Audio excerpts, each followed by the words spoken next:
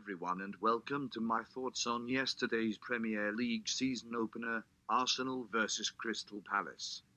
With everyone talking about Arsenal's start to last season's campaign and the pounds spent this summer, the pressure was on Arsenal to take the 3 points away.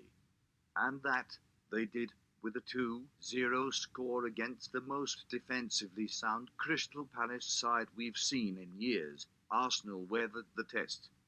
And with that, let's get right into my talking points today. Starting with Ramsdale's performance.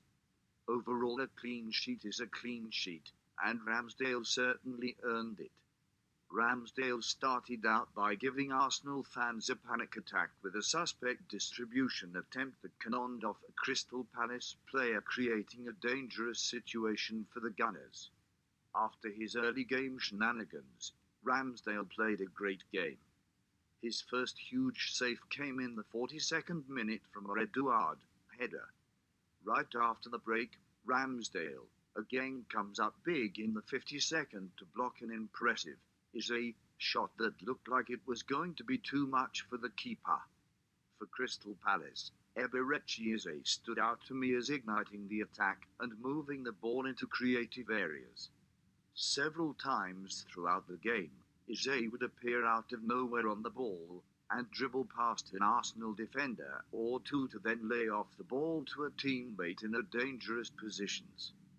By navigating himself into a large chance in the 52nd minute, and his involvement with almost all of Crystal Palace's threatening moves, Eze is proving himself to be the centerpiece of the Palace attack this season.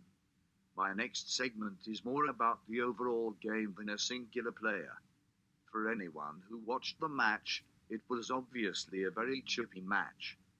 Plenty of fouls, but plenty of rolling around of flops from non-fouls and semi-fouls. The Xhaka yellow card before half-time represents how ref Anthony Taylor handled this unruly game well.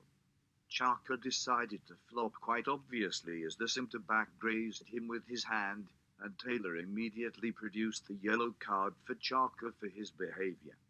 The game became more smooth after this showing of discipline into the second half.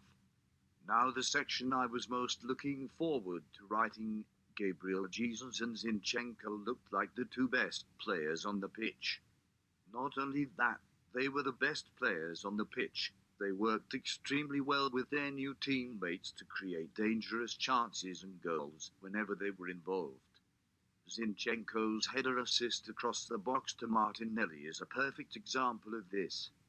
Jesus broke away on runs through the Crystal Palace defence, moving the ball into the final third so many times during the game, while also providing link-up play in the box for many of the chances that did not turn into goals. Zinchenko's movement up and down the left flank was legitimately a game-changer for the Gunners.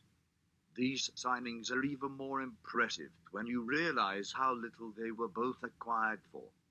My last segment today might be a controversial opinion about the Crystal Palace defence. Yes, they lost 2-0 today, but I believe Guehi, Klin, Anderson, and Mitchell can be a formidable Premier League defence going forward. Mitchell is extremely underrated and Klin brings seasons of Premier League experience.